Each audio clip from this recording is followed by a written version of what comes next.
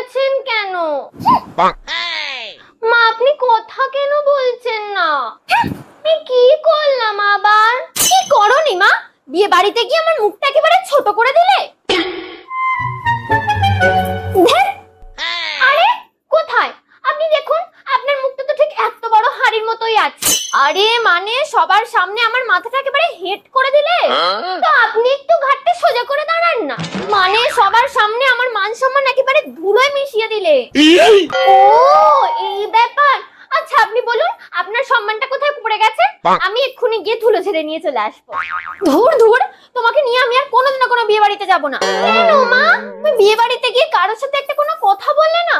সবাই তোমার সাথে এত কথা বলছে, তুমি একটা কোনো টু শব্দ পর্যন্ত করলে না। আপনি তো বললেন কারোর সাথে কথা না বলতে, তা বলে তুমি কিচ্ছু বলবে না?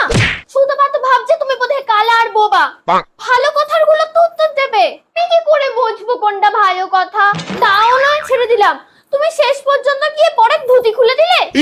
হায় হায় হায় হায় হায়। আমি তো বরকে প্রণাম করতে গিয়েছিলাম, তখনই বরকে ইট করে তুলে দিল, তখনই তো ধুতিটা খুলে গেল। বরকে কেউ আবার প্রণাম করে নাকি?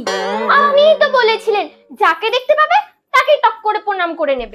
তা বলে মালা বদলের সময় যখন মনে পড়লো আর ছি ছি ছি। ও ছি ছি ছি রে নানি ছি। খুব ট্রেন্ডিং সং ছিল এটা, জানি আমি। চুপ চুপ, আমি তোমার সাথে কোনো কথা বলতে চাই না। তোমাকে ডাকলেও তুমি আমার কাছে আর আসবে না। আমি তোমায় কোথাও নিয়ে যাব না, বিরক্তকর। বৌমা বৌমা, কোমরে লেগেছে গো বৌমা, ছেলেকে ডাকো গো, ছেলেকে ডাকো। এই বাবু, আমার কোমরে লেগেছে গো বৌমা।